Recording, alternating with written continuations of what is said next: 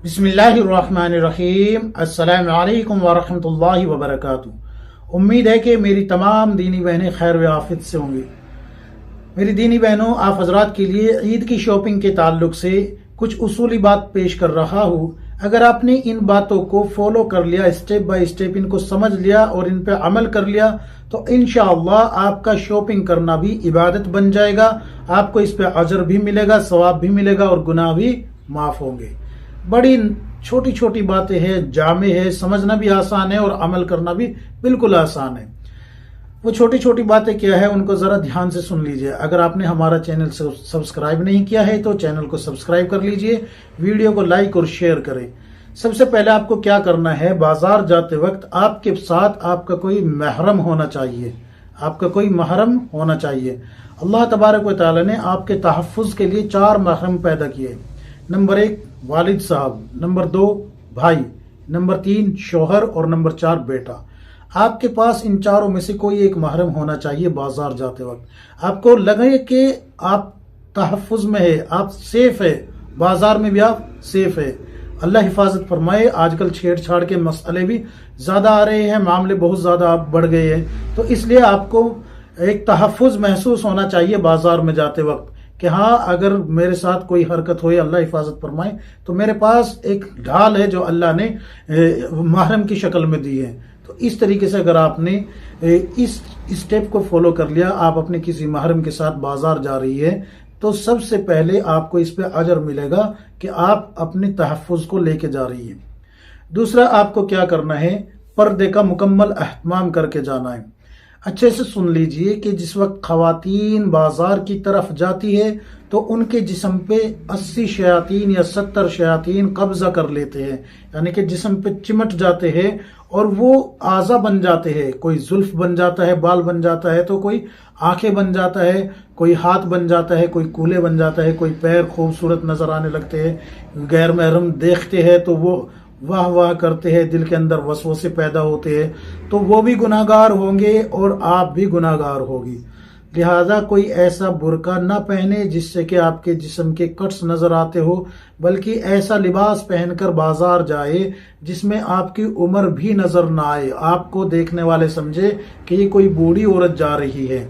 इस तरीके से अगर आपने दूसरे स्टेप को यानी कि दूसरी बात को मान लिया तो बाजार जाने का आपने दूसरा हक अदा कर दिया।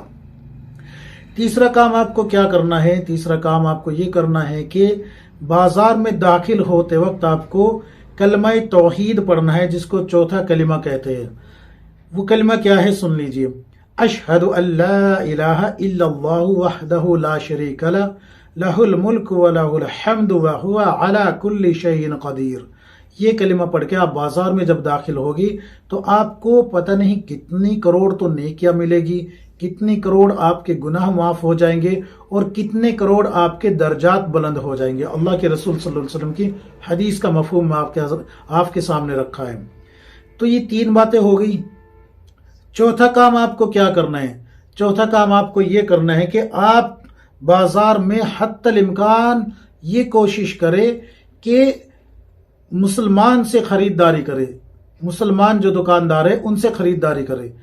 देखिए, आपको खर्च जो है पैसा गैर मुस्लिम की दुकान पर भी करना है और मुस्लिम की दुकान पर भी करना है। तो अगर आपने मुसलमान से खरीदारी की तो जाहिर सी बात है वो ज़कात निकालेगा, सदक़ात निकालेगा, या फिर जो है मस्जिद का ताउन करे, मदरसे का ताउन करे, गरीब की मदद करे, इमदाद करे। तो आपका जो पैसा है जो उसने बतौर नफ़ा लिया है उसमें से वो कुछ हिस्सा गरीबों की मदद के लिए निकालेगा, ज़कात की शक्ल में, सदक़ात की शक्ल में, इमदाद की शक्ल में, किसी भी शक्ल में वो जो है इस्लाम को फरावानी के लिए देगा। लेकिन अगर यही पैसा आपने किसी गैर मुस्लिम की दुकान पे खर्च किया तो वो इस्लाम की जड़ों को काटने में लगाएगा। ये आपको अच्छे से मालूम है कि आज इस्लाम की जड़ों को काटने के लिए गैर मुस्लिम कहाँ तक, किस हद तक गिर चुके हैं, इसको अच्छे से समझ लीजिए।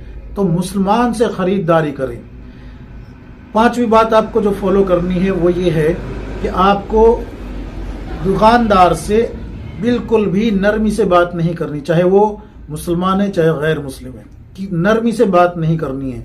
بلکہ وہ آپ کو کہے گا آئے باجی آپ کی ہی دکان ہے وغیرہ وغیرہ، یہ تو آپ کے لیے ہی بنا ہے، یہ تو احمد آباد سے آئے ہی آپ کے لیے ہے، یہ تو مل والوں نے بنائے ہی آپ کو مد نظر رکھ کے ہے، حالانکہ آپ کو اس نے مل والے نے بھی نہیں دیکھا۔ تو اس طریقے سے جو ہے آپ نرمی سے بات نہ کریں۔ آپ سمجھتی ہے کہ انہوں نے آپ کو باجی کہا تو آپ کا یہ محرم ہو گیا، بالکل نہیں ہوا۔ اچھے سن لیجئے، وہ محرم نہیں ہوا، اور آپ کو باجی کہہ کے اس نے آپ کے گلے پہ چھری رکھی ہے میٹھی۔ تو اس لیے جو ہے نرمی سے بات نہ کرے، سختی سے بات کرے۔